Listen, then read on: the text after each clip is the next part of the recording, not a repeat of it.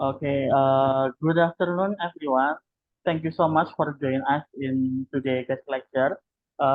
First, I would like to introduce myself. My name is Alfian Pramudita Putra. I am the junior lecturer in Biomedical Engineering study program in Universitas Airlangga.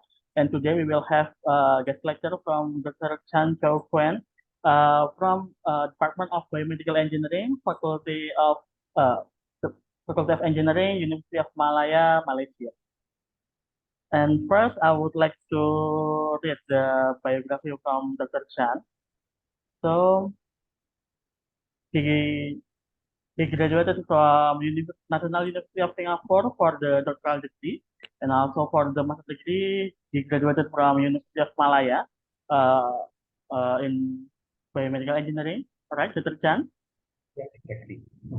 Uh, his focus for the research is about the computer modeling and simulation for human biomechanics, especially in biosignal from the human, and also about computer algorithm for deep learning in facilitating the medical practitioners to detect abnormalities.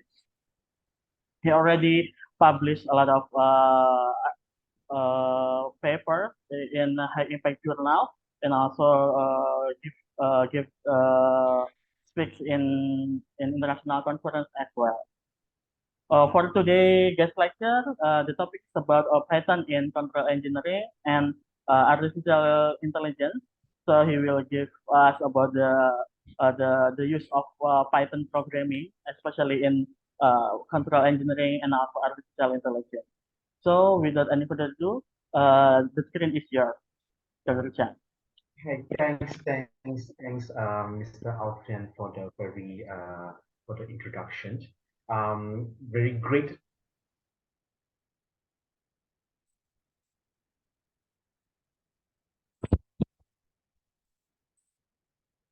Hello, Dr. Chan.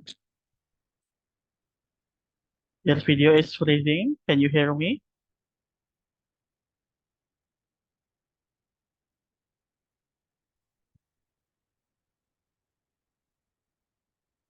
For the others, can you hear my voice?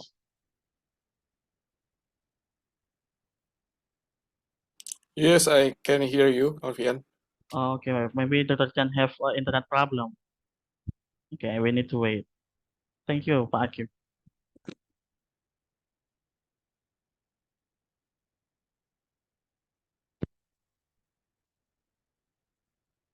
Yeah, I think Dr. Chan have internet problem, so we need to wait for him to join us again.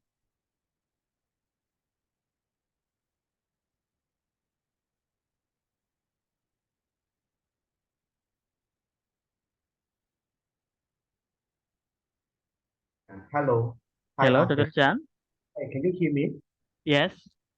Yes, okay. So perhaps I'll just continue a bit of glitch just now, I guess so. Yeah. Yeah. So now it's good. So perhaps I'll take this opportunity to really thanks Universitas Airlangga to really host the entire short workshop pertaining to control system and also artificial intelligence using Python. Right, so we are going to use Python software. All right, it's an open source software to really execute the things in control system and also artificial intelligence. So the things that we are going to cover for control system is much more, pretty much those fundamental things that you have already learned in your class, or in your lecture class, something like, how do you declare transfer function, how do you declare the state space, how do you, how do you multiply those state space, everything state space is, everything is about metrics, matrix multiplication, addition, and subtraction, So you learn how to really do those mathematical operation using Python. Then perhaps maybe we will put something like, the what are the responses if they have step inputs and so on and so on. And then we can see like, what are the outcomes using bot plot or Bode plot. All right. So we can just, what are the functions, what are the codes that we need to call in order to execute those operations. Then, of course, in control system nowadays, you cannot really run away from artificial intelligence. Control system and artificial intelligence, they always come hand in hand. Yeah, hand in hand. So we need to build a very intelligent control system, all right? A very intelligent controller. That is our aim of the current state of art. All right. So without further ado, without delaying, perhaps maybe I will just share my screen. Let's see. Yeah. I'll just share my screen. Can you see my screen? I guess can see. Still processing, Dr. Chan. Can you see my screen? Yeah. You can see your Okay, screen. good. So perhaps I will just stop the video of mine. Sure. If you really know what is happening over here, Jupyter Notebook, Python, we always use Jupyter Notebook. So in Jupyter Notebook, we have something like this. Yeah, we have something like this. It runs in your internet platform, or wherever, whether it's a Google Chrome, whether it's a Mozilla Firefox, whether it's an Opera. It runs in those internet browsers. No worries on that. You need to install Jupyter Notebook. So if you want to install Jupyter Notebook, you just download the Anaconda from the internet. Just download it, install it. So inside this Anaconda, you can search for the Jupyter Notebook. As for now, I have already opened the Jupyter Notebook because it will take some time to on the Jupyter Notebook from the Anaconda platform. So when you're on the Jupyter Notebook, you will see that you have the list of files. This is actually is mimicking the one that is available in my computer. All right, so if you want to dive into my platform, the control system, the Python, it looks something like this. So it looks something like this. So this is called cells. Yeah, this is called cells. All right, these are called cells. And then you are familiar with, so these are the new notebook. Make sure it's Python 3, And then you want to open existing file, you can just press open over here. You want to make a copy, you just make a copy of this python.py file over here. Save as is also okay. So you want to change any name, so you just change here, double click, yeah. So you just press enter, run over here. Similarly, it will automatically be saved automatically. Right? So these are the things that I believe that you have seen before in your first year or in your first year of your undergraduate study. All right, you can even add cells, yeah. You can even add cells that perhaps maybe insert cell below. Insert cell below. Can you see those things? And easily, if you know those cells, you can just delete it. And just press delete. If not, you just cut it. Cut it. Cut it. That's all. Automatically, it will be saved by Python itself. All right. So yeah. So today we are going. Is there any question? Just let me know. So the rest will be added. You can just play around with all those tabs over here. All right. Those important thing will be your insert cell below and above. Either way, and then run your cells. All those things. Kernel is the most important thing. If you have existing outcome you want to clear off, you can just press restart and clear output. Either way, if you want to run the whole code from top to bottom, what you can do is you just press cell over here. You just run the kernel, and then restart and run all if you really need to run all the codes for all the cells from top to the end of the Python file. The rest is not necessary. All right. Okay, let's move on. Now, so if you want to run this code, you just press run. Just press run. Or you can easily just press Control Enter. There's nothing there. Now, in control system, we need to import several libraries, which is easy to be implemented using Python, and it's already invented by some programmers previously, and it has been adopted into this Python platform. So one of the most important one will be your NumPy library. All right, we need the NumPy library. So the NumPy library is to create different types of array. Array basically is your matrices. So in coding or in computer programming, regardless of what platform, MATLAB, C++, C, or even Jupyter Notebook or Python, we call it as array to represent matrix. Now, in order for us to import this NumPy, so we have to import NumPy as NP. This is the usual coding that we need to call in order to import those NumPy library. Next, we need to plot the graph. So we just import matplotlib.pyplot as PLT. You just call it. And then we are dealing with control system. So we just import control SCP. So these are the three main ones that you need to know in order for you to execute all those coding in Python for control system. So just run it. It will take some time. When it's running, it's asterisk over here. Once it has completed running first cell, it will turn into 1 over here. It will take some time.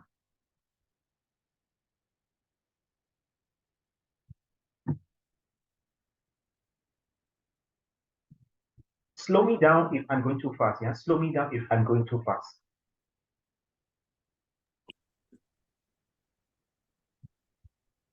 Okay, that's it. Okay.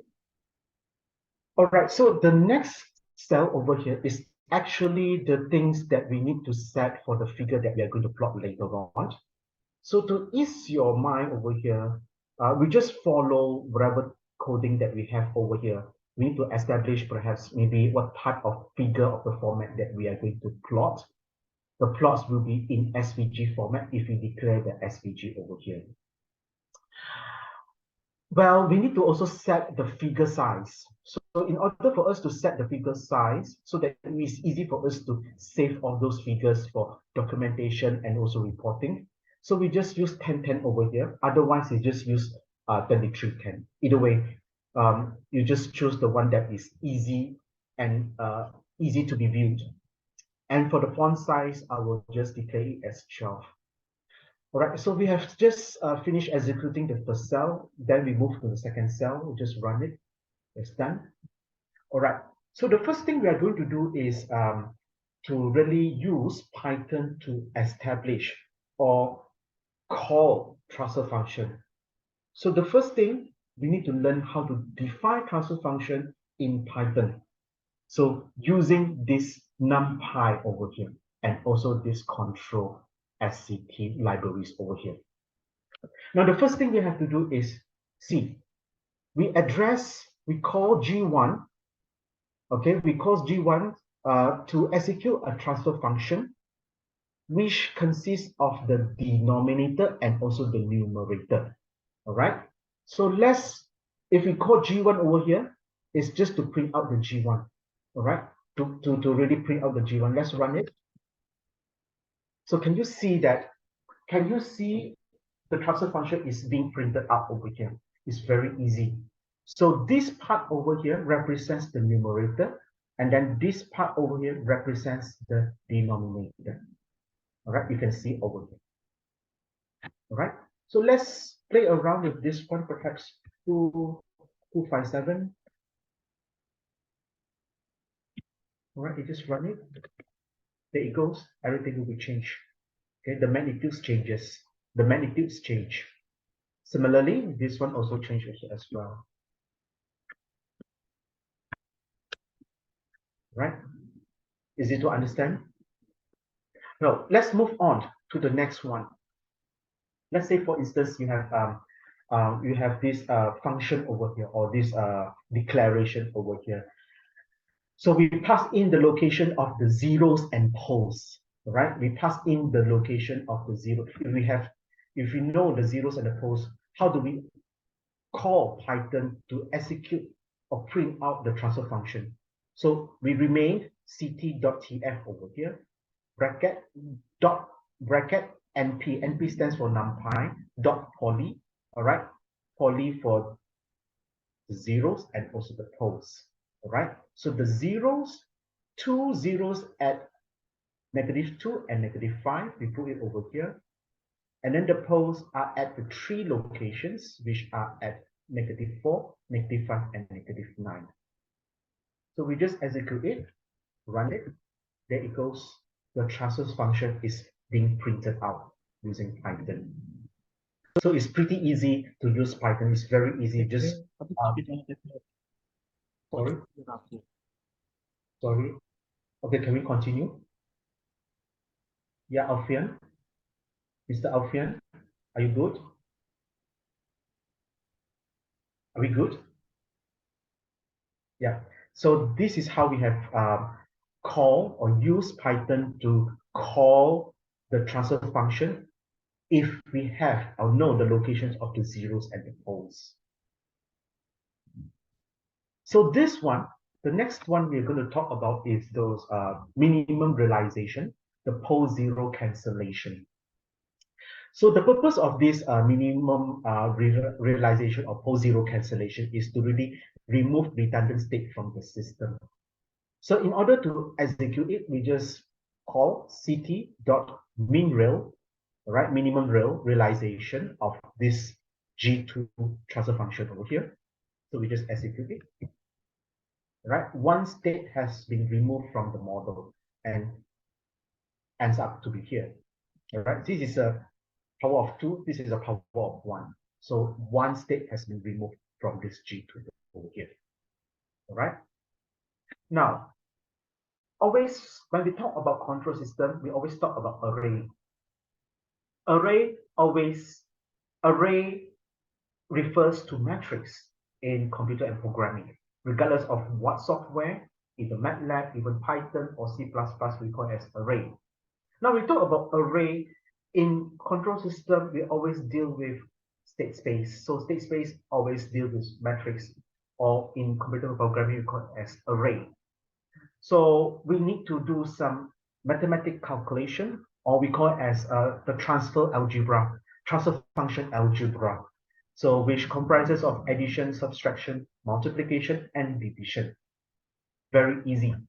Having said that, we have already declared, all right, the transfer function of G1 as over here, and then the transfer function of G2 as over here. All right, so let's execute G3. We say that G3 is equals to G1 plus G2. We see what is happening over here. There it goes. Python will help me to obtain the transfer function of G1 plus G2, as you can see over here. Now, this is for addition. How about multiplication of G1 and G2?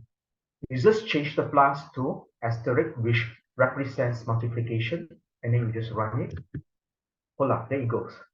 The outcome of G4 has been printed out over here. Now, if you want to obtain any division, G1 divided by G2, so what we can do is we just put a slash over here, right, to represent division. So you just, there it goes. This is the outcome for G5. Now, we want to see whether there is any feedback function. All right, feedback function, we just call ct.feedback of G1 and G2. We want to see what is the feedback function over here. So this is, it turns out that this is the feedback function, right? So this is the basic, these are the basic transfer function algebra that you can use, implement in Python. Now, the next thing is we want to see, let's say, for instance, we have our G6 transfer function. All right, we have already G6 transfer function over here. So we want to see what is the transfer function properties. So the transfer function properties that you have already learned before in your control system, such as your DC gain, the location of the pole, the location of the zero, and then you evaluate the transfer function at a certain complex frequency.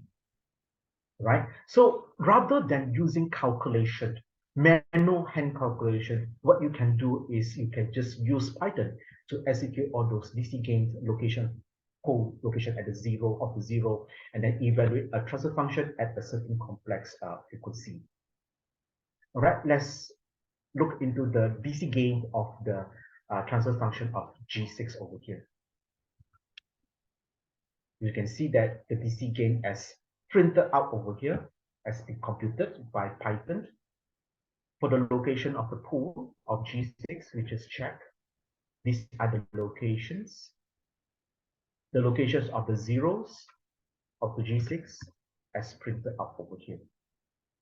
Now, you want to evaluate a transfer function at a certain complex frequency using the transfer function of G6.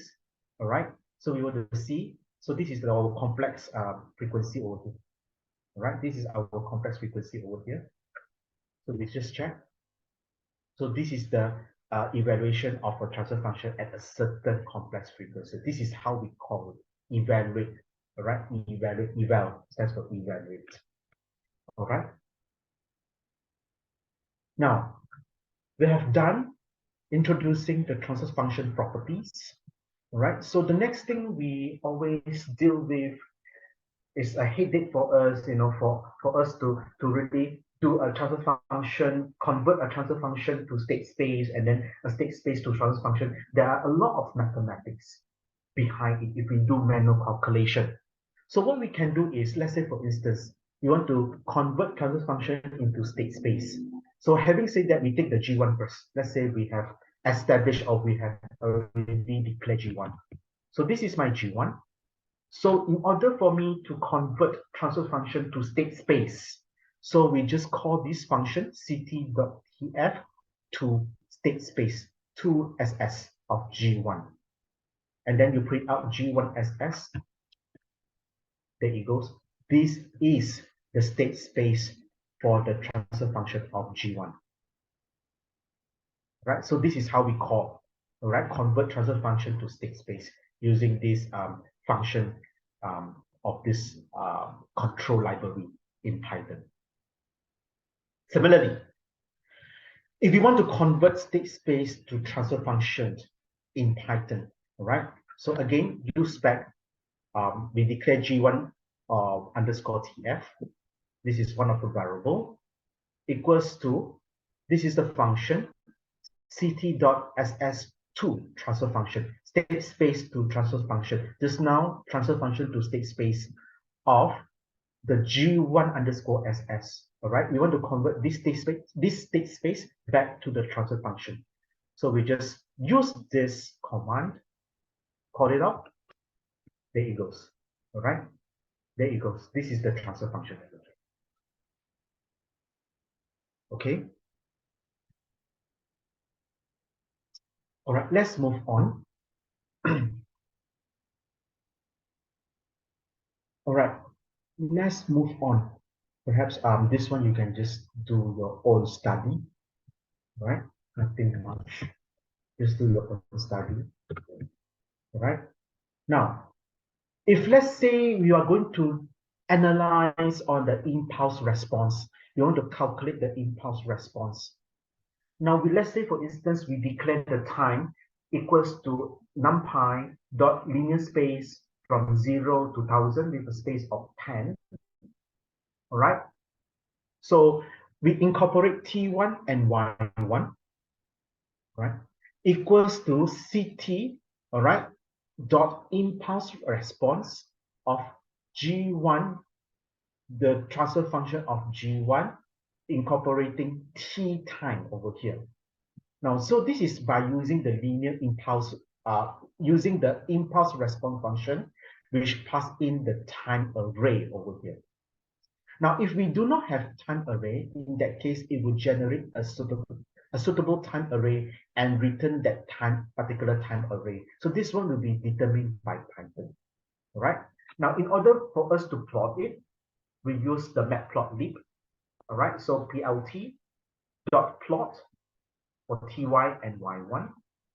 You put in on the labels for the x label and the y label, and you put in the grids on the particular plot. Let's plot it out. So can you see? So this is the plot, right? This is the grid, all right? So this is the impulse response, yeah? The impulse response, which incorporates the, what they call that, incorporates from the time from 0 to 1000, all right? 0,000 in a particular time space, okay? Now the next one will be your step response. Again, a linear space of 0 to 1000, spacing of 10. All right, so this is the steps response. All right, if we plot it out, so this is my steps response. All right, this is my steps response. You can easily save this graph also as well. Just right click and then save as. That will be good. Either in JPEG or wherever things is in.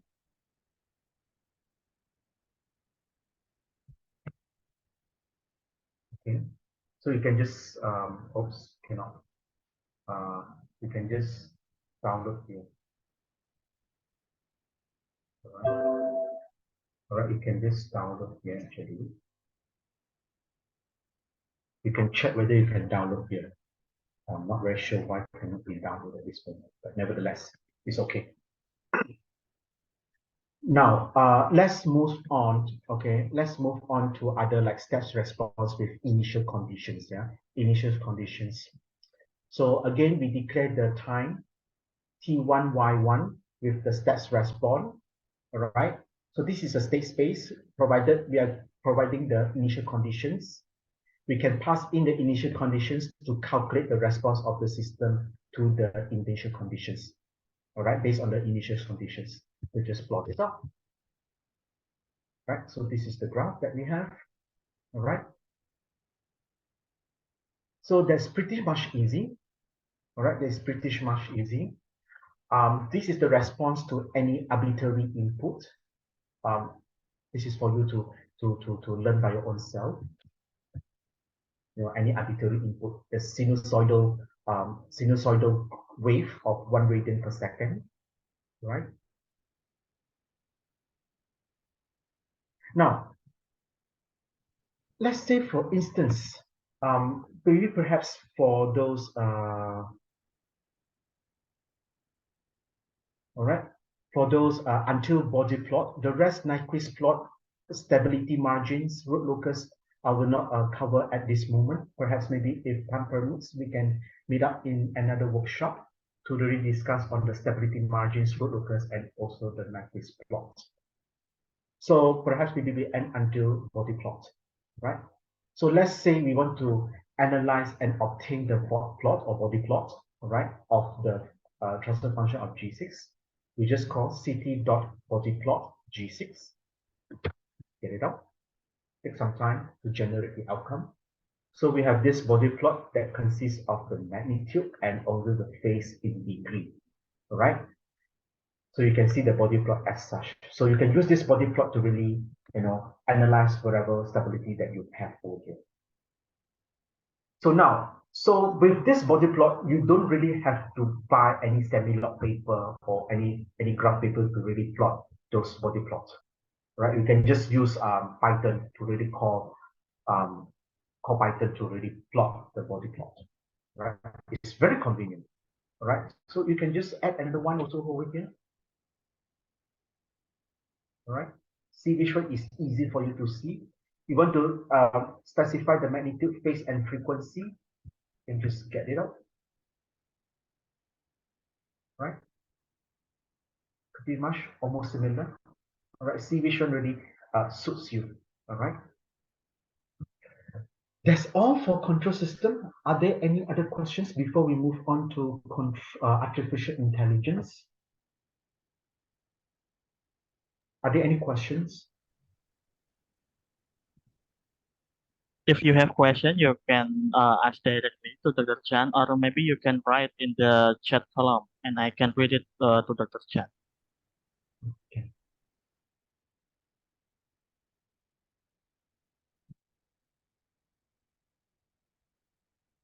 I hope that you really know how to really use this Python. It's very convenient. Just go home and then we try again. All right. just try again all those codings, get familiar with all those tabs, what are the shortcuts, those things. All right.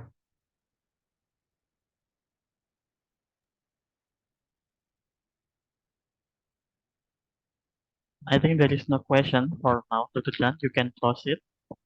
Yeah. I'm closing the Python now at this moment. Python will be a bit heavy if your computer is a bit old. All right. Nevertheless, I think should be good if you have a normal computer. You can just run your normal execution for control system. But if you are running for artificial intelligence, which really incorporates a lot of data set, all right, a lot of data, a lot of input, then you might need a very powerful computer, perhaps maybe your gaming computer, which really equipped with your GPU, the graphic processing unit, all right. So that is very Yeah. useful. Yeah. All right. So Uh, nevertheless, we don't use any GPU at this moment for control system, but for artificial intelligence for your future work or future final year project or future studies, then you might need to use your GPU. The book is closed. I think should be. yeah. Okay. All right. Excuse me, excuse me, Okay. Dr. Chan. Can you There is one question. hear me? Yeah. Yeah. There is one question from Mr. Akif. Dr. Chan, can you explain the control system library that you use in Python? Sorry. Uh, there is one question from Mr. Akif. Can you explain the control system Okay. library that you use in Python? Oh, you just put the city. Okay, you can just use the city and then you just Google it. All right. Let me check. Yeah. It's very easy to check it out. You just check here control system library Python.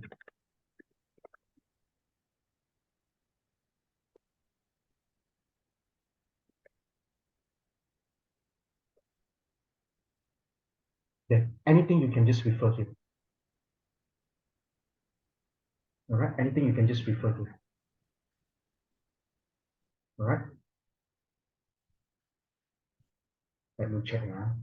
I'll come back to you later. Is it okay? I'll pass Uh, the answers to our friend later on to okay. the lecture. All right.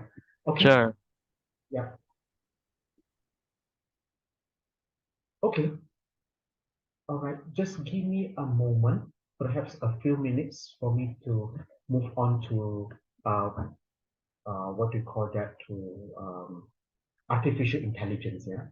To artificial intelligence. Just give me a moment.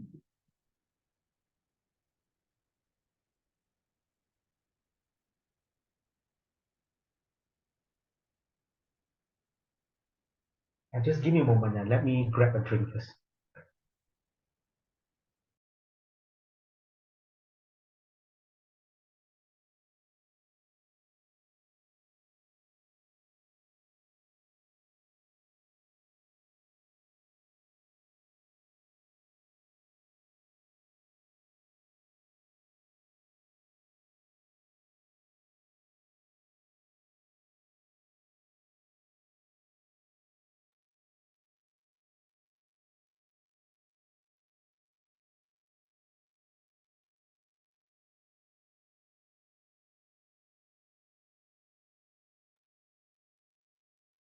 Okay, let's continue. Let's continue. So, we are going to move on to artificial intelligence. So, when we talk about artificial intelligence, the terminology that you always come across will be machine learning. So, in recent years, perhaps maybe in the year of 2015 or 2014 or 2016, there is something that is boom up that really moved and pushed the machine learning forward, which is called the deep learning. So deep learning is something that uh, very fast and very powerful in doing some um, analysis, particularly on the classification problem. We're trying to classify things or perhaps to really do some predictions. So nevertheless, deep learning really uses a lot of data, requires a lot of data for learning and so on, learning and training also as well. But before we reach to this deep learning, we always go into machine learning, which is much more conventional or traditional, in which that it doesn't really require a lot of data. But what is this machine learning is about? Now, machine learning is grew out of work in artificial intelligence. It's a new capability for computers. Now, some of the application of this machine learning is for database mining or large data sets from growth of automation of web, web click data, medical records, biology, and engineering. We have applications can't be programmed by hand, perhaps maybe like autonomous helicopter, handwriting recognition, or we call it as natural language program processing, NLP, and also computer vision. We have something like a self-customizing program, such as Amazon, Netflix product and Netflix product recommendations. So those things, machine learning is trying to mimic the human beings. So if you can see that, what are the daily things that you know that you have come across every day? Just now I have done something. I'll just Google something. So Google is actually learning something from me. If let's say, for instance, you go for YouTube, YouTube is another platform whereby AI is being implemented. So if you um, keep on looking into YouTube, something like your animes, you keep on looking into animes. In the next time, when you're on your YouTube application, you will find out that YouTube will provide a list of animes that really suits you. It will not appear those other like for instance like other videos such as the footballs and futsals will not appear in your YouTube list. So these are the things that AI is being implemented and YouTube is trying to learn from you as well.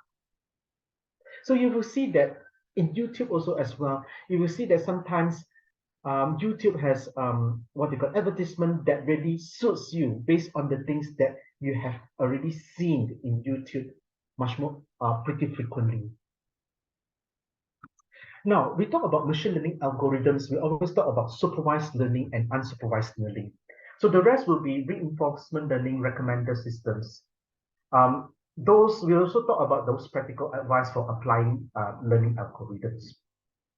When we talk about this supervised learning and unsupervised learning, so supervised learning, you have your input and your output, and you call this machine learning model to really learn the pattern of the data set. However, in unsupervised learning, you are given a data set, full of data. You call the machine learning to group or cluster those data sets according to similar properties or similar features. Let's say, for instance, we talk about supervised learning. Let's say, for instance, we have housing price prediction.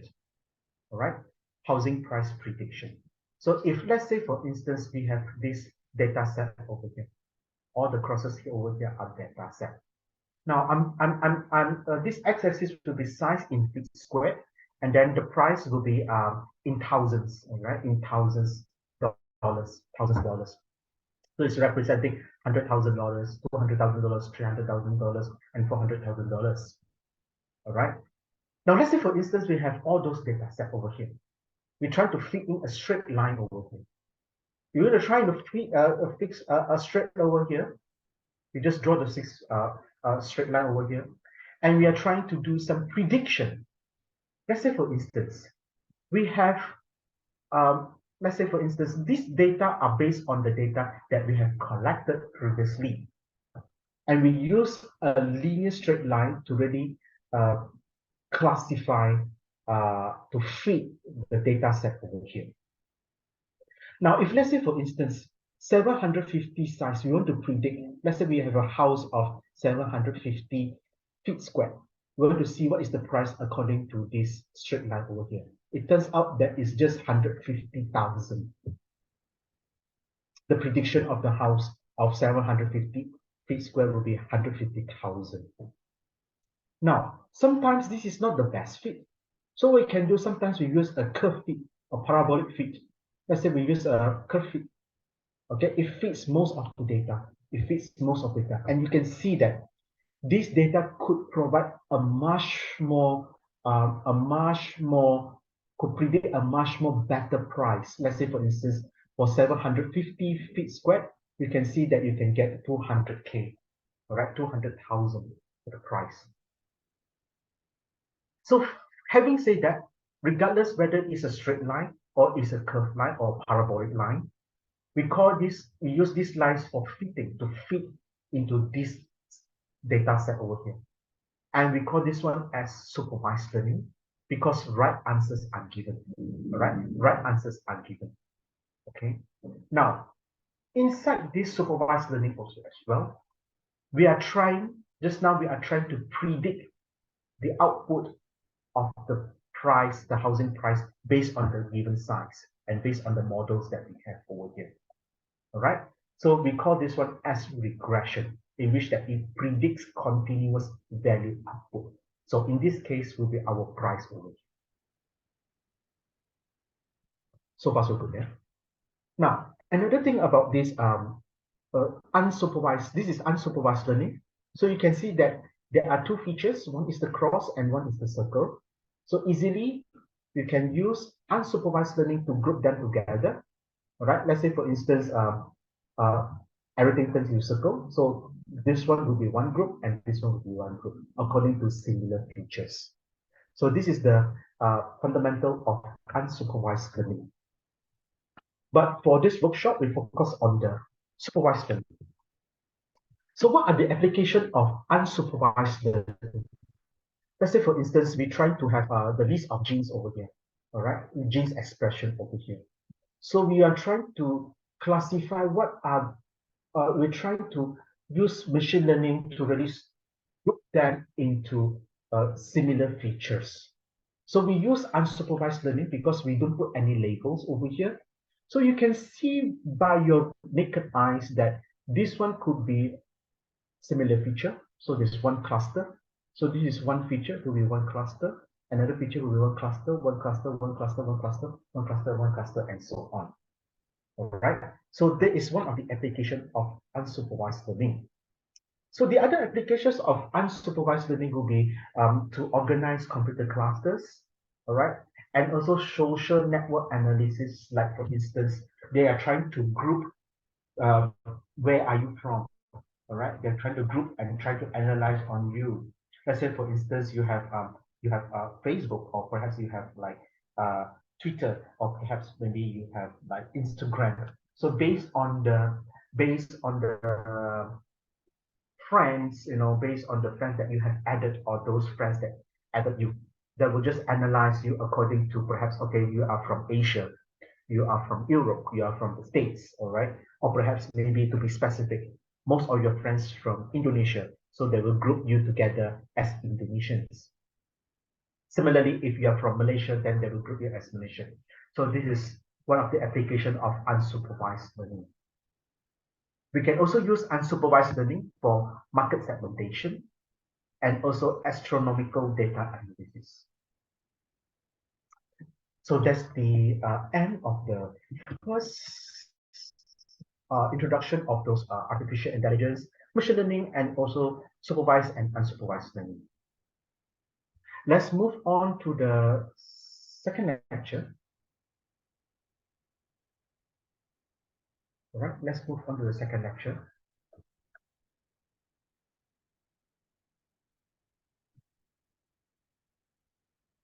Just slow me down if I'm moving too fast, yeah? So this is the second part, all right? So regression model predicts numbers, all right? Supervised learning models, data has the right answers. Data has the right answers. And then you try to use this line over here, or a model, we call it a model, to really segregate or classify, to fit the data set over here. So we use this straight line to fit over here, to fit the data set over here. This data set has been collected previously. So you want to use this linear, this straight line over here to predict the price of the house given a particular size in feet squared. So we call this one as linear regression, in which that linear regression is the most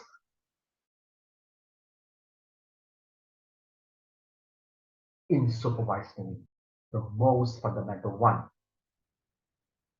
If you see from this data set over here, so you can do some prediction. So when you do prediction of the house of 1,250 feet squared, you will get 220K in price. This is according to the prediction using linear regression. Now, aside from doing some prediction, we can use machine learning or supervised learning to do classification model to really predict categories. What we'll do is that it will separate it into small number of possible outputs. Let's say, for instance, an example perhaps maybe a classification model really helps to really segregate between cat or dog, all right, or perhaps to identify the diseases, to classify the diseases. For instance, the cancer, whether there is cancer or there is no cancer, whether if there is a cancer, which stage is it? Is it stage 1, stage 2, stage 3, or stage 4? Right? So we can use artificial intelligence to really classify the diseases. Now, usually when we talk about supervised learning, we have a list of data set, right? A list of data set, a list of data set. So over here we have a size in feet squared, and also the price in thousands. So we have all those data set. We just plot it into this graph, and then we use a linear regression to fit into the data set. Now there are some terminologies that we need to know over here. So this is considered the data set that we have collected previously. So we use this data to train our linear regression model. And we address this one as training set. We always address this one as training set over here. Now, there are some terminologies that you need to take into consideration. One is your X, right, which represents the input variable feature. And your Y will be your output variable. Some people will call it as target. M over here is the number of training examples. 1, 2, 3, 4, and so on until the last training example. Now, single training example consists of the X and the Y. So assume that this is X and this is Y. All right. So in short, people will call it as XI, X superscript Y, and Y, X superscript I, and Y superscript I. So it represents the I training example, the I training example. It could be the first training example, second, third, or fourth training examples.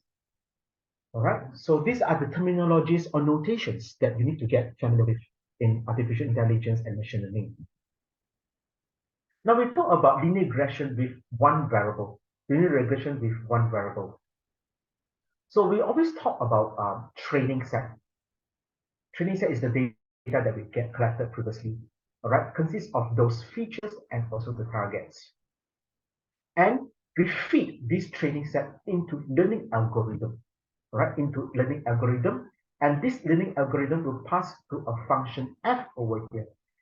F we represent as function, all right, and then we feed in the features from the data set into the function, and then we do a prediction. So the prediction is given or called as y hat. Y hat is estimated y. Estimated y. So the y without the hat over here is called target, or the output, the real output. So this whole thing is called as model. This whole thing is called as model. So some people call it as hypothesis to represent function, but that is pretty old school. So in recent years, we call it as function. Now, how do we represent the function over here? Let's say, for instance, we are talking about linear regression. Those fundamental things, yeah, those fundamental things. So always in machine learning, we really need to have your f, your function over there. So how do we represent f for linear regression? Now, linear regression is a straight line. So f of x is equals to wx plus b. Now, people always neglect w, comma b over here. All right. So W stands for your weight, and this B stands for the base or bias over here. All right, so it's equals to Wx plus B. So in short, we can call it as f of x. Now, if we plot the graph, so this is a straight graph because it's of mx plus c. So this is a linear one. All right, this is a linear one. Now, this condition over here, we call it as linear regression with one variable. Linear regression with one variable, just only one variable, just single feature or one size. We call this one as univariate linear regression. We call this one as univariate linear regression. Now, having said that, another terminology that you need to get familiar will be your cost function. Now, this cost function here is, so again, this is the data set that we have previously. So this one will be your features, your input features, and this one will be your targets, all right? This one will be your targets. And we use back f of x equals to wx plus b, in which that wb are the parameters. Some researchers call it coefficients or weights that you need to fine tune it. So what do we do with this w or b? Let's say, for instance, we know that this is a straight line function. Assume that we have w as 0, b is 1.5. If w is 0, meaning there will be no slope, it's just a horizontal line over here. All right, horizontal line over here. And it turns out that the prediction of the outcome, the y hat, will be forever 1.5 because 1.5 is the y-intercept over here. Pretty easy. Let's move on. If w is equals to 0.5, there is a slope here of w, 0.5. B is 0, meaning there is no intercept. So you can see that this straight line passes the 0, 0 point over here with the slope of 0.5. All right. So that is the meaning of when w is 0.5 and b is equals to 0. Similarly, if we have w equals to 0.5 and b equals to 1, we can foresee that this b over here is the y-intercept, all right, the y-intercept. So it crosses the y-axis at 1 with the slope of 0.5. That is the meaning of this cost function over here. Now, the purpose of this cost function over here is called squared error cost function, all right, squared error cost function. Now, square error cost function over here, we represent it as J, all right, J, W, comma B, all right, equals to 1 over 2M total from first model, the first training example, until the last training example, all right? So we have this predicted y minus the original y. We square root everything, so we get the error, and we total up everything. All right, so this is actually the intuition, all right, the intuition of this j over here. This j is actually your cost function. Previously was your function. All right, so what is the purpose of this cost function j over here?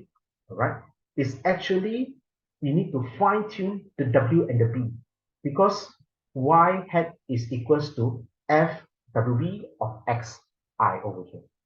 All right, and your f wb of xi is equals to wxi plus b over here. So the thing that you need to fine tune will be your w and the b. All right, you need to fine tune that your w and the b so that your predicted y is close to the original y for all the training examples of xi and yi. All right, so we need to ensure that all those errors over here are as small as possible, as small as possible. So the job is now is, this is our model, the straight line, and we have the parameters w and b, and then we have the cost function j of w and b with this square error over here. Our goal is to really minimize the cost function so that we can foresee that those data points that we feed in is as near as to the line over, as near as to the model that we are going to feed into those data sets. All right, that is the meaning of this cost function over here. All right. that are almost similar to me. Okay. All right. Next, nothing much from here. Okay. That's the introduction of cost function. All right. Any question at this moment? Any question before we move on to other concepts in artificial intelligence or machine learning?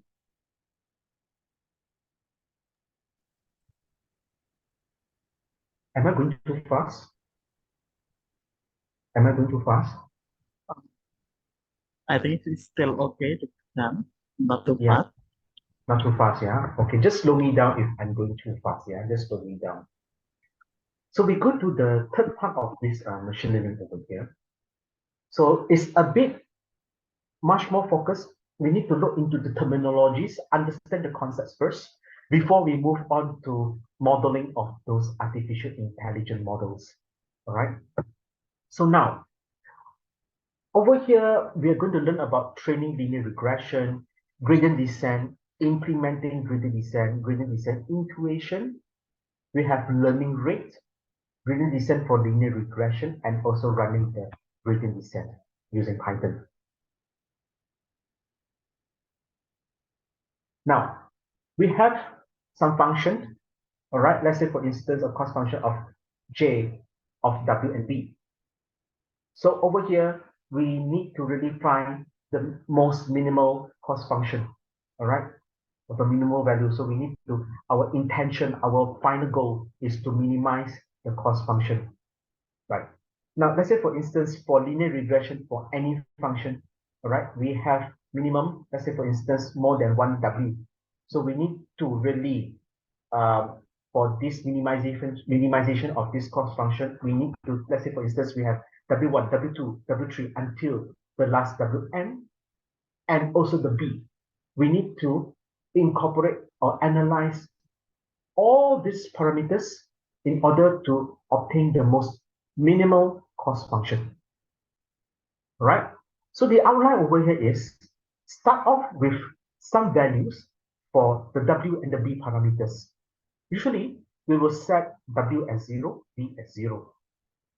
And we keep on changing the W and the B to really reduce the cost function J of W and B until we settle or near a particular minimum, all right? A particular minimum. And sometimes in some conditions, you may have more than one minimum, all right? More than one minimum. So you foresee that you get introduced with local minimum and also global minimum later on. Now, always you see that your cost function is not always the parabolic, the U shape over here. It's not necessary. It depends, right? It depends on the function of a particular problem. Let's say, for instance, sometimes you have various what they call that, various slopes, all right? Various slopes with slopes with various local minimum. If you don't know what's local minimum, then you should be fine. Imagine that you are in high hills, perhaps maybe in Malaysia, something that is called like Genting Highlands, or perhaps maybe Cameron Highlands, or perhaps maybe the Mount Fuji, around the area around Mount Fuji, the Alps, perhaps the Alps, yeah, the Alps, perhaps. So if you are at the top of these Alps over here, so you will foresee that there are many valleys over here, many valleys. Valleys meaning the minimum part. Valleys. Can you see those valleys over here? All right. So we can really represent, right, the J, the cost function in terms of this 3D plot over here. All right, 3D plot over here. All right. So we have the W and the B, and your y-axis will be your J over here. You can see that this is a 3D plot over here. This is a 3D plot over here. Now, and the corresponding vertical direction will represent your cost function over here. Now, what is the meaning and what is the meaning of this terminology of gradient descent? Let's say, for instance, over here. Let's say, for instance, yeah, you want to go down the valley. You want to go down the hill. Let's say, for instance, you start from this point. and you move step by step, step until you move to this first value over here. This is called your first value. Now, sometimes this is called gradient descent. Slowly you move down the hill. Similarly, if you move to the right, maybe 2 centimeters apart over here, you found out that you move and you go down the hill, gradient descent, go down the hill, move. Perhaps maybe you reach another value over here. And you foresee that although it's a 2 centimeter apart, you will not get to the same value as this point over here. All right. So you can see that there are 2 values over here, 2 minimum points over here. So these are called local minimum or local minimum, either one, local minimum points. So when you're going down the hill, this is called gradient descent. All right, gradient descent. Now, implementing gradient descent in our algorithm, all right, in our algorithm over here. All right, how is it? We have this W and the B, all right, the W and the B. So we repeat this W and the B until it converges, until it stagnates, okay, at a particular point, until it stops at a particular point. Now we have this formula over here. W is equals to, the new W is equals to the old W, or the previous W, minus the learning rate alpha, multiplied with the derivative of this cost function JB over here, right? So this is the new W, which applies this formula over here. Similarly, for B, you have new B equals to the OB minus learning rate alpha multiplied by this derivative over here. Now, this repetition, which needs to be executed until convergence is occurring. It must be applied simultaneously, meaning both W and B must be updated simultaneously. Now, in Python or any programming language, you need to update it simultaneously. So your coding must look something like this. Firstly, we declare the temporary W equals to W minus the learning rate alpha multiplied by the derivative. Now, the next coding will be your temporary B, which is equals to the original B, the previous B, minus the learning rate multiplied by the derivative. Now you foresee that this W, the previous W, has been brought to the next line over here. All right, has been brought to the next line over there. It will update both together simultaneously. So how do we know that? We just call W equals to TMP W underscore B underscore W, and B is equals to TMP underscore B. All right. So this is the correct way to execute those simultaneous update for W and B. Now I know that in computer and programming is totally different from maths or true assertion. So in computer and programming, we say that A is equals to C, meaning C is being assigned to A. All right. This one will occupy the memory of A. Let's say, for instance, A equals to A plus 1. So this A plus 1, although it's A over here, A plus 1, the new A will be updated into the variable A over here. This is in terms of computer and programming. Similarly, in mathematics, we cannot say that A equals to C, because it becomes nonsense when A equals to A plus 1 in mathematics. So in order for us to say something that is equivalent, we must do something like this. A is equals to C, all right? Equals to C in maths. But if you're not familiar, that should be good, all right? Ensure that you have a simultaneous update for your W and the B updates. So this is an incorrect method. This is an incorrect method in which that temporary W is equals to this, and then W is equals to temporary W. Then temporary B equals to B minus this part over here. B equals to temporary B. This is not correct, because once this is updated, it will store in this temporary W, and temporary is being stored into the variable W over here. Now you will see that this TMPB over here, temporary B over here, the W will be taking the value of W over is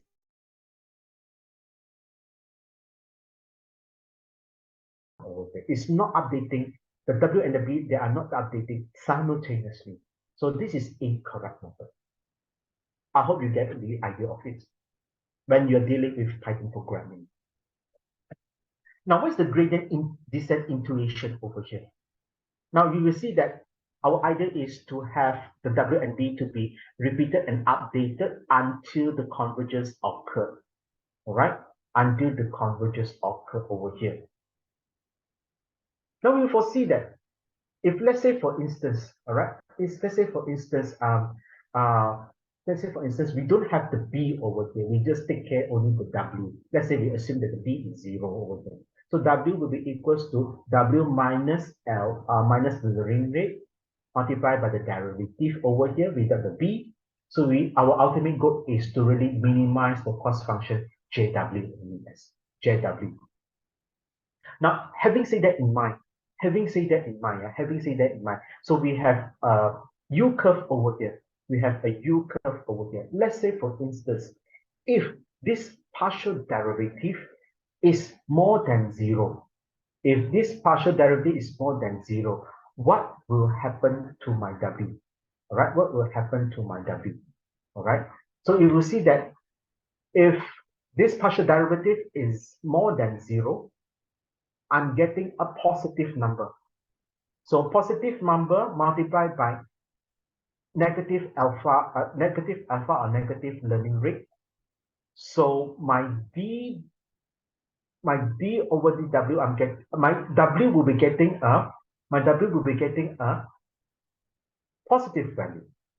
I'm getting a positive value. All right, I'm getting a positive value.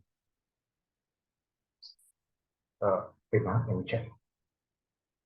I'm getting a positive value.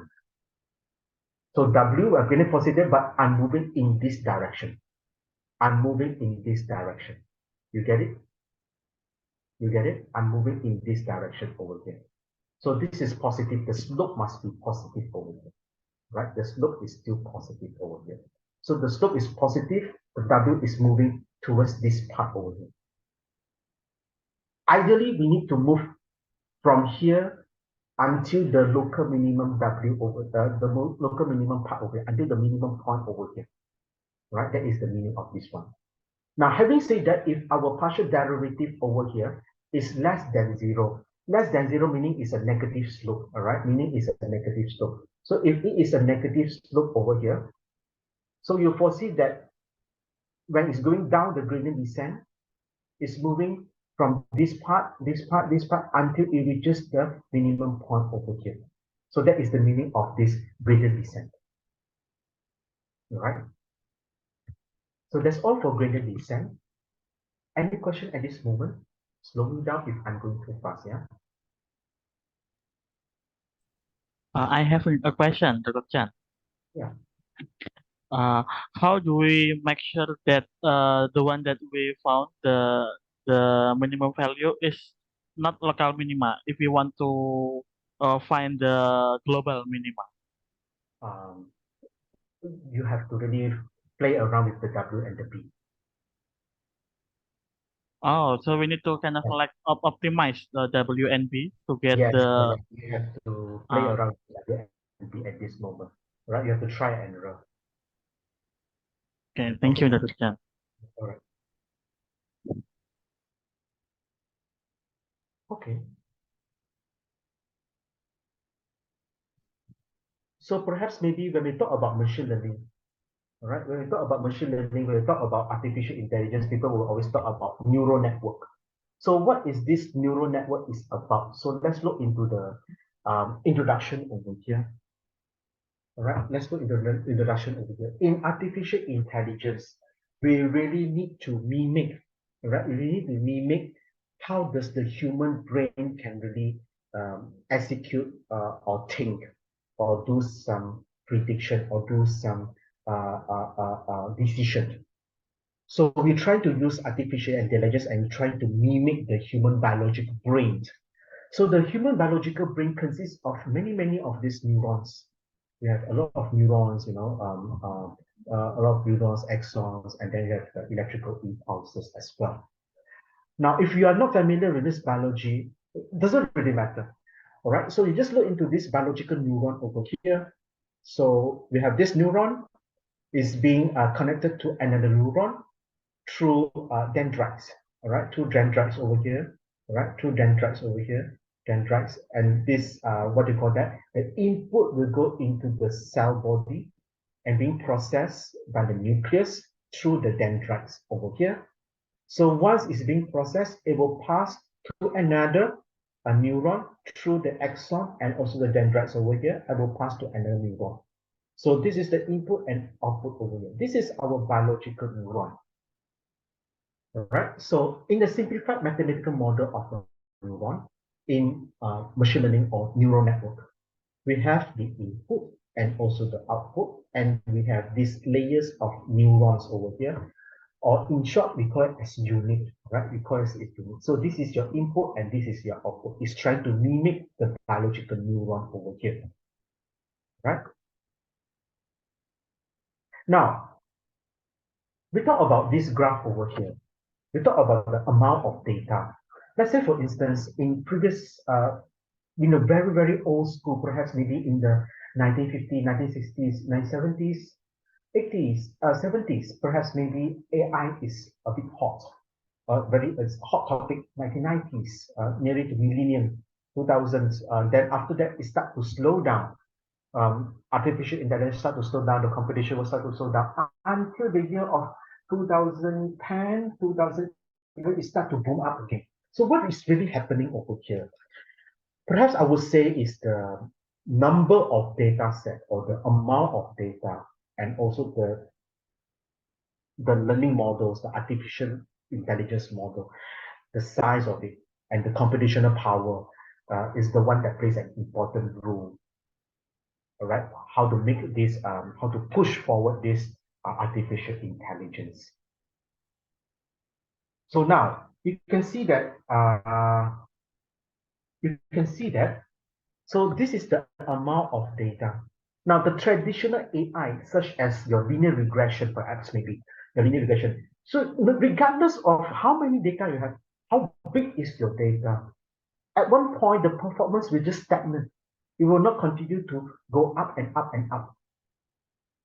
Now, if you have small neural network, computer starts to develops, all right, start to develop, and start to improve. All right, computer performance also start to improve. And then you apply small neural network for the same amount of data, you get higher performance. Medium neural network, you get higher performance. And large neural network, you get performance. So having said that, our computational power is getting higher and higher. We can able to collect a very big data set because of big data.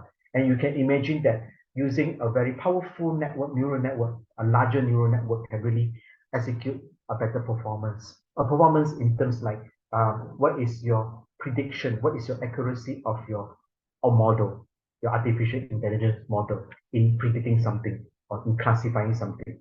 All right. So this is our ultimate game, ultimate aim of this artificial intelligence. Let's say, for instance, we want to know whether a particular shirt, a particular clothes is marketable in a particular area or particular country. All right, particular country. So we have this demand prediction over here. We want to do some prediction over here. All right, so we have this X as your input, the X price as your input, and then A is your activation equals to Fx equals to 1 over 1 plus E to the power of negative bracket Wx plus B. That will be your output. Some people call it as activation also as well. Now, so if we represent it in terms of the biological neuron, the computational neuron. So we have this one neuron, all right, or one unit, all right. So the one going in will be your input, represented by the X equals to price, all right. And then your outcome over here, your output will be your A. So probably of the being top seller. So this is your neuron over here. All right. Now activation over here, it turns out that this activation I'm using something because I just want to know whether there is any demand prediction. It's either yes or no. Either yes or no. All right. It's either yes or no. There will be two options. Either yes or no. So we use a function, activation function as such. So this activation function over here, we call it as a sigmoid. All right. It's either a yes or a no answer. So this is a sigmoid function over here. Now, so you will see that in this demand prediction over here, you will foresee that maybe your input consists of price. You need to incorporate the price, the shipping cost, the marketing, and the material components. All right. So we input all this input into a layer of neurons, a layer of units. Let's say, for instance, we have 3 neurons over here, 3 units over here. We try to fit into the neurons over here, the units over here in this layer. All right. So this is called layer. It can have multiple neurons, all right? Many neurons. Right? Over here, we just put it as 3 neurons, all right? And then we have the final outcome over here, the final output, all right? The final output consists only one neuron. So from these 3 neurons over here to 1 neuron, maybe we have what you call that, 3 features that we need to take into considerations, or 3 activations that we need to take into consideration, such as your affordability, your awareness, and your perceived quality. So this one will be fit into the layer, and it will decide whether there is any demand of the particular clothes, whether it's a yes or no. All right. So this is the outcome over here. So this is only 1 neuron, and there will be 3 neurons over here. All right. So it depends on how you model this neural network. The entire thing will be called as neural network. Now, sometimes you can have a lot of what they call that, a lot of layers that contains a lot of neurons. We call this one as hidden layer. All right, we call it as hidden layer. Right. So this input layer consists of x and y. All right, consists of the x value x and value y also as well. All right, that is basically the architecture of the neural network. So this one will be your output layer. So this one will be your hidden layer. This one will be your input layer. All right, so this is the fundamental of neural network. All right, so nothing new. It's the same thing as the previous one. So you can have multiple hidden layers. Yeah, multiple hidden layers. So you have your input. So this one will be your first hidden layer. This one will be your second hidden layer, and this one will be your output layer. All right. Sometimes you can have more hidden layers. So this one will be a third hidden layer, something like this. All right. So this is basically the neural network architecture. The neural network architecture that comprises of multiple hidden layers. Sometimes we call it as multi-layer perceptron, but nevertheless, we just call it as multiple hidden layers. That should be fine. So what are the applications of this neural network? Right? Having said that there are so many layers. So let's say for instance, for face recognition, let's say for instance, we have a picture, a photo. Let's say a particular eye over here consists of many values. Let's say we have thousands and thousands pixels, consists of many values. Those values are representing the brightness or intensity of a particular pixel. So what we'll do is we use artificial neural network or machine learning, or perhaps maybe neural network, to really help to identify what is the part of a particular human in the particular photo. All right. So we have 1,000 and thousands pixels, 1,000 columns, 1,000 rows, and then we try to entangle, make it in a straight line. All right. Then we try to what do you call that? We try to make it in a straight line. It turns out to be something like this. Right, then has to be something like this here, 1 million of data. All right, 1 million of data. And then we try to fit it into the neural network. The idea, one of the application of neural network is to fit it into this neural network. So once you fit in, all right, so the first hidden layer over here, the first hidden layer to identify whether there is any line or not. Perhaps any line or not. If there is any line, the second hidden layer will identify what are the lines, try to identify what are the lines is all about. Try to identify one by one. Then in the third layer is trying to identify what part of the line is. So meaning it's trying to represent the part of part of the human face. Let's say maybe the eye, the nose, and so on and so on. All right. So this is the one of the application of face recognition using this neural network and really involves high activations of higher level features. All right, higher level features. So this is the architecture of a neural network. Architecture of neural network. So we have input over here. Let's say we refer to this layer over here, and we have a value of input of 197.184.136.214. We've tried to fit into a layer of 3 neurons or 3 units over here, right? So what will happen is trying to do some mathematical operation. Let's say, for instance, we are taking the sigma function over here, all right? If we take the sigma function over here, so every of these neuron consists of W and the B, all right? W and the B. So this is W1, B1, W2, B2, W3, B3. So the superscript over here is representing the neurons in a particular layer. And this, the subscript over here is representing the layer. Representing the neurons over here. The superscript is representing the layer that contains that we are referring to. Let's say, for instance, this is layer 1. This is layer 1, yeah? This is layer 1. So we call it as W1. W superscript 1, B superscript 1 is referring to the first layer. The subscript will be referring to the first neuron, second neuron, and third neuron, and so on. You're trying to apply into this formula over here, and you get this representation over here. And having said that, we have done some computational work, and the outcome is 0.3, 0.7, and 0.2. It's just an arbitrary numbers. So this outcome will be 0.3, 0.7, 0.2 will be fed into the second layer of this neural network over here.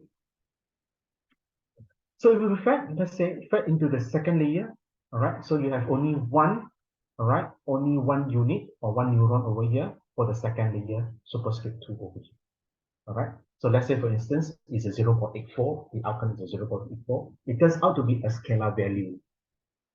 So now the thing is, the neural network will help to predict whether there is any market of the particular clothes in a particular area or particular country. All right. So we say that predict category either 1 or 0. Let's say, for instance, we need to set the threshold. In machine learning or artificial intelligence, we really set the threshold, whether more than 3.5, 0.5 is a yes, less than 0.5, there is no market. All right. So this is the thing that we need to predict over here. All right, we need to predict over here.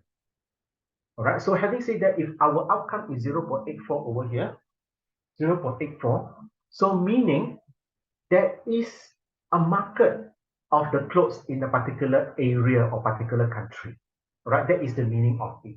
All right, if we get 0.49 or 0.45, meaning there is no market, all right, because it falls under this part over here, meaning there is no market of the particular clothes in a particular area or country. Now, this is a complex neural network. Perhaps there are many layers, all right, many layers or many hidden layers. Now, in some studies or in some journal papers or some machine learning engineers will address the input as layer 0, all right, layer 0 for the input, all right, and maybe layer 4 for the output layer. But nevertheless, you know this is the input that should be fine. So these 3 layers will be considered as a hidden layers, right? That is the meaning of it. Now, one of these complicated or complex neural network is important for inference in making predictions, or we call it as forward propagation. But what is this forward propagation is all about? Let's say, for instance, we have this handwritten digit recognition. We want to identify whether there is a 0 or 1, right? Whether there is a 0 or 1, all right? So let's say, for instance, the input goes into the first layer, consists of 25 units or 25 neurons, all right? Then the second layer is of 15 units, and then the third layer is of 1 unit. So it will determine whether the probability of being a handwritten 1 or 0, all right? So what will happen is this one will fed into this model over here. And what will happen to this part over here, the outcome A superscript 1 over here, it follows the computational algorithm or the expression over here. It will compute from 1 until to the last neuron, the last unit, which is 25. All right. So this is something that we have already talked about previously. If this is for the A2, so this one will list from 1 until 15. For the A3, it's just only one activation. All right. Now you foresee that we are trying to execute A1, A2, A3 from left to right, of the neural network. And we call this one as forward propagation. And the last outcome of this A3 is equivalent to this expression over here. And it's trying to determine whether it's a 0 or 1, all right, with the threshold of 0.5, all right, with a threshold of 0.5. So if the predicted Y is equal to 1, meaning the image is a digit 1. If the predicted Y is 0, then meaning image isn't digit 1. That is the meaning of this neural network based on the forward propagation. And of course, neural network also executed based on backward propagation, in which that is another theory for that, another concept for that. Okay, all right. Sofian, are you there? Mr. Sofian, Hello? are you there? Yeah. Yeah. Are we running out of time? Excuse me. Your first Are we lagi. Can running you out repeat? of time? Oh yeah. Sorry? Can you hear Are me? we running? Yeah, I can hear you. Yeah. Unfortunately, we only have like 6 minutes more. Mm-hmm. 6 minutes Maybe. more, eh? Yeah. Okay. Perhaps we'll try to see um we'll check and see. 5. I think it should be fast. This one should be fast. Yeah, so this is more into the Python programming. I'll run through perhaps. Is it okay? Sure. It's okay, Dr. Chan. Yeah. So now we will do about we're going to talk about machine learning now. We're going to talk about machine learning. All right, we'll talk about machine learning. We'll talk about artificial intelligence. How do we execute this neural network? We always use the library in Python that is called TensorFlow. And in this course over here, in this part over here, we try to talk about TensorFlow implementation. Yeah. So let's say, for instance, we try to get what's the inference in codes. All right. Let's say, for instance, we talk about the coffee roasting. Yeah, the coffee roasting. So if let's say that my temperature is too low, then my coffee bean will be undercooked. If my temperature is too high, then it will be overcooked and will get burnt. And if my duration is too low, it's also undercooked. And if the duration is too high, it will be overcooked. So we want artificial intelligence to really do some good classification of the best roasting of the beans, right? Let's say, for instance, we have the cross one will be the good ones, the good roasted coffee beans, and the 0 will be the bad ones, all right, the bad one. So we try to use this neural network. Okay, we fit into this neural network and we're trying to see predicted whether the coffee bean is a good one or not. So this is the predicted one. Let's say, for instance, if the temperature of the roasting of the coffee bean is very low, then we get undercooked coffee beans. And if we have too high if we have too low of the duration, you will get too short duration, perhaps it's undercooked also as well. And if we have too high temperature, we get overcooked beans over here. So we have this boundary or classification over here. You can see that. So in this triangle over here, everything is to be good coffee. So this is a very good artificial intelligence model. So imagine that, let's say, for instance, the input is of 200 and duration of 17.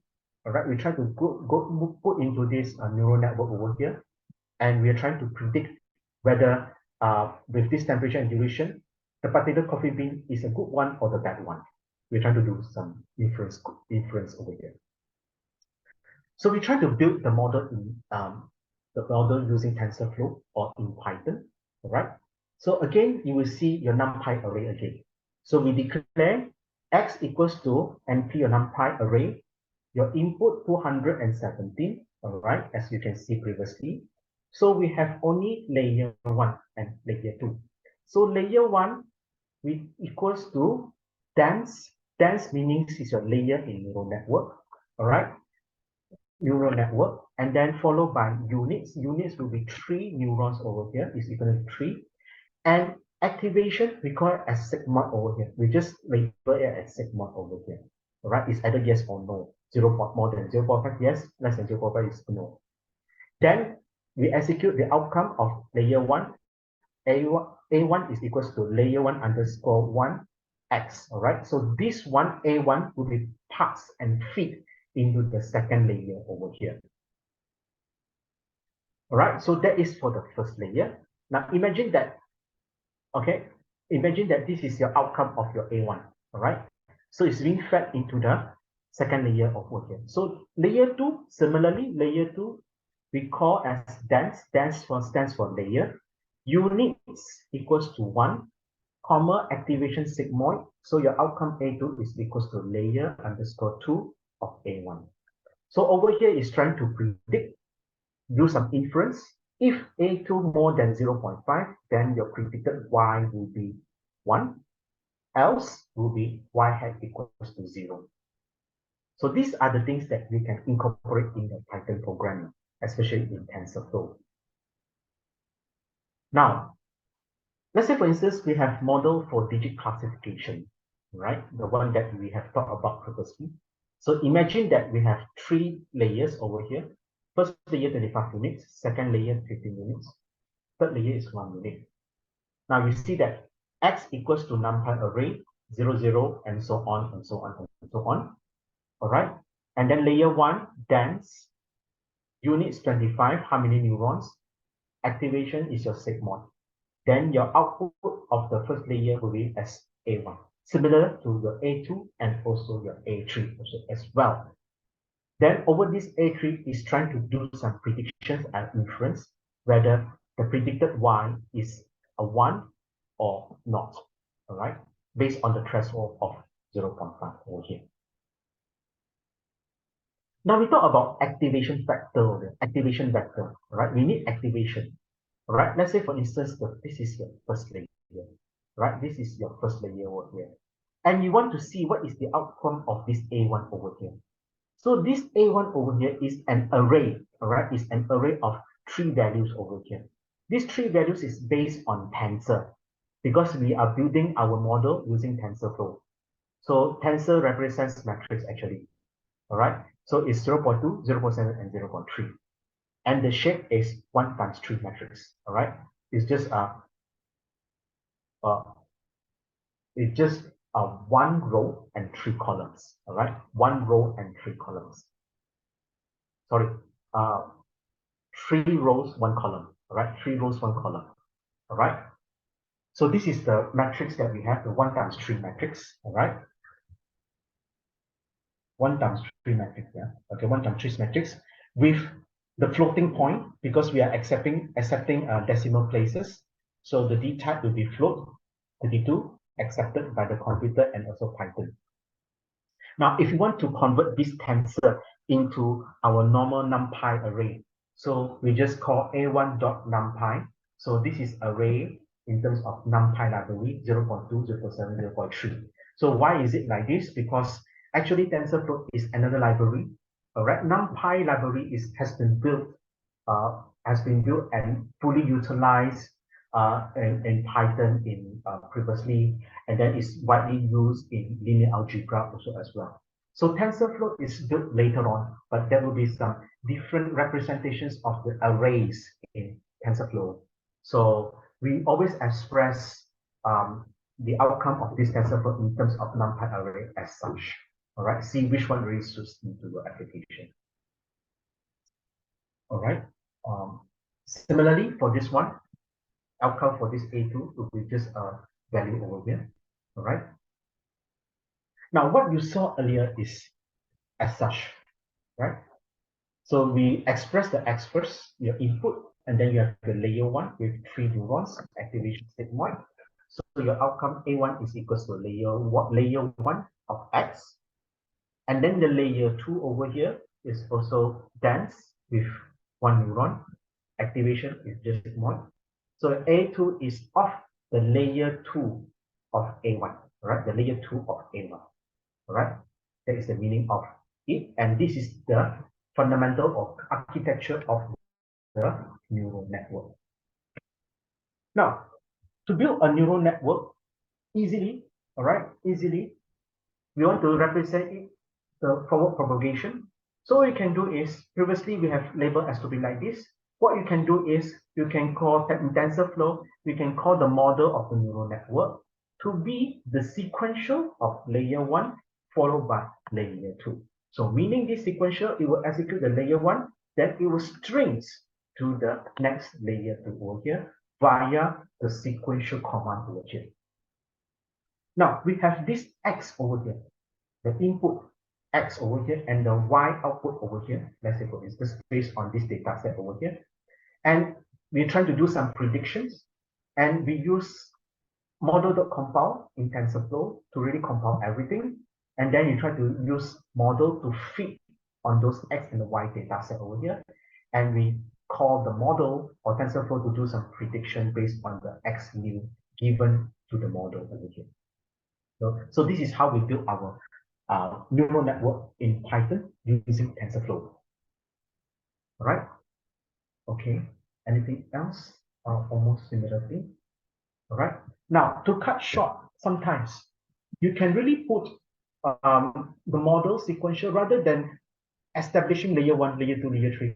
You can put the entire expression of layer 1 into this part here, expression layer 2 this part here, and expression 3 into this part.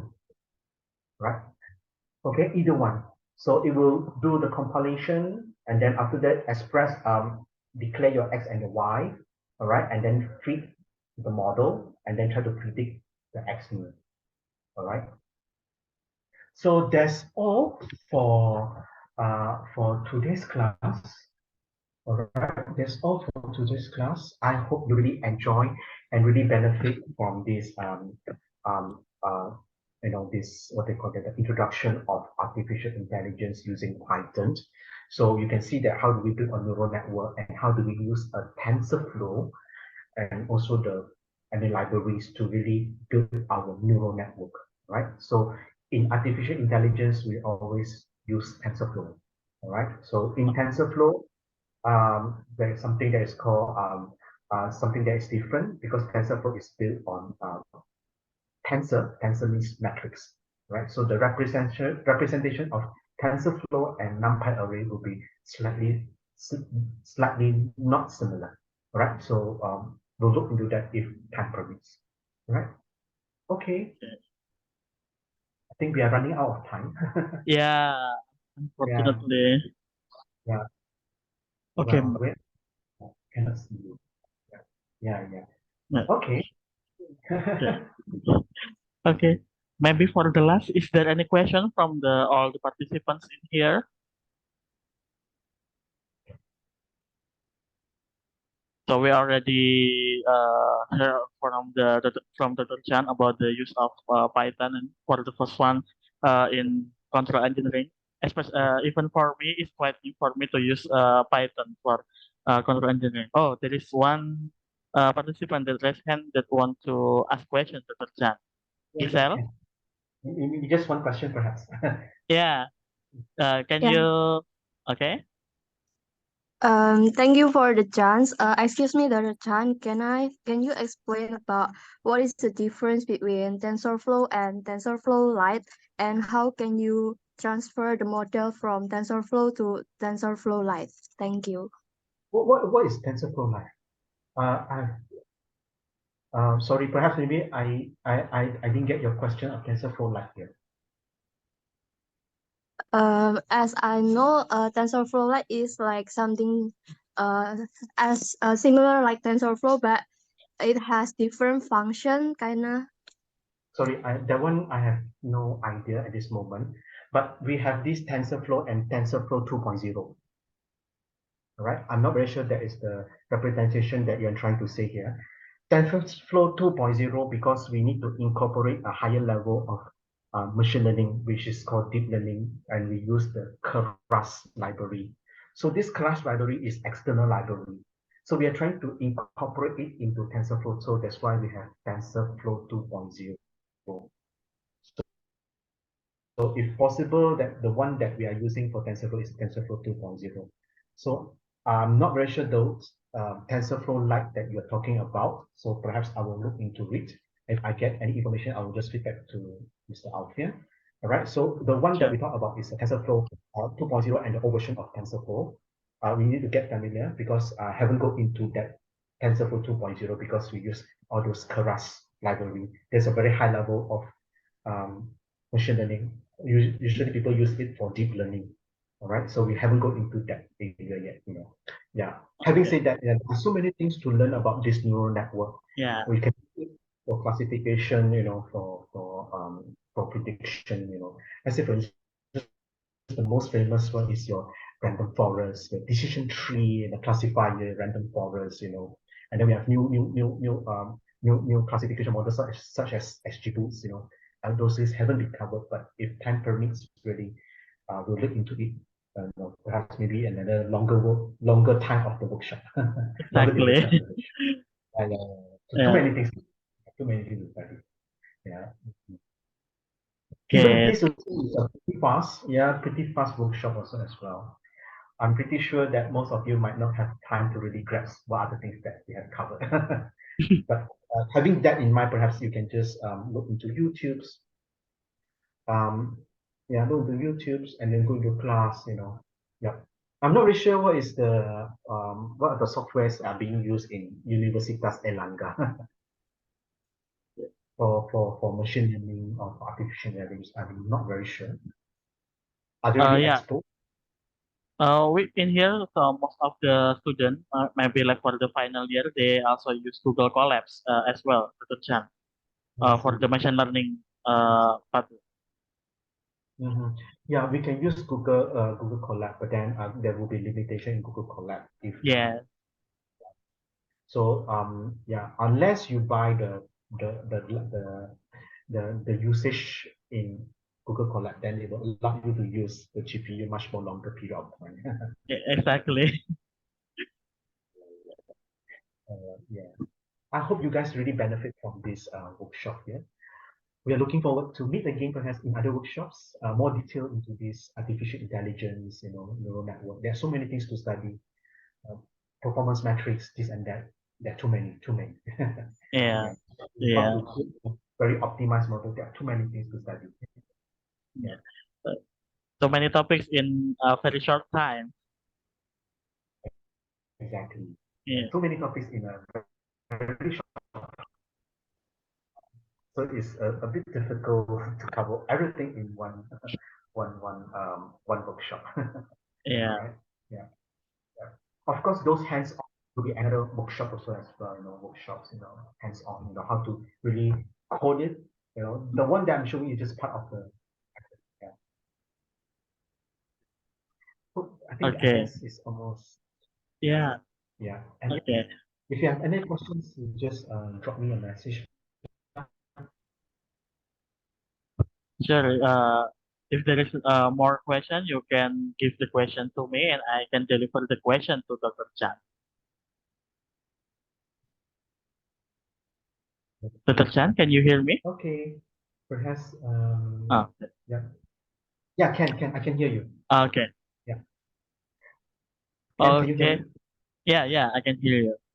So, uh, that will be the end of today's guest lecture. Thank you so much, Dr. Chan, for giving us a really interesting lecture about the use of Python programming in control engineering and artificial intelligence. We hope that we can have more lecture from you, maybe hands-on, the one that will be really interesting. to how Yeah. to use it directly to use the private programming for the control engineering and artificial intelligence. And maybe Yeah. you can also visit us here in Surabaya on weekend. Go to Malaysia in Kuala Lumpur to visit you in University of Malaya. Can. I'm pretty sure either way I can just go to Surabaya or perhaps maybe come and visit us in UM perhaps visit Yeah, UM and then we try to do some hands-on perhaps maybe 7 in a group 8 in a group that should be good. Yeah. yeah.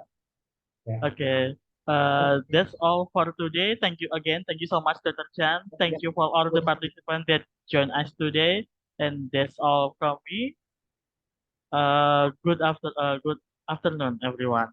Thank you. Bye bye guys. Bye. Thank you, Dr. Chan. Thanks for organizing this workshop. I'll see you soon. Bye bye. See you soon. Bye.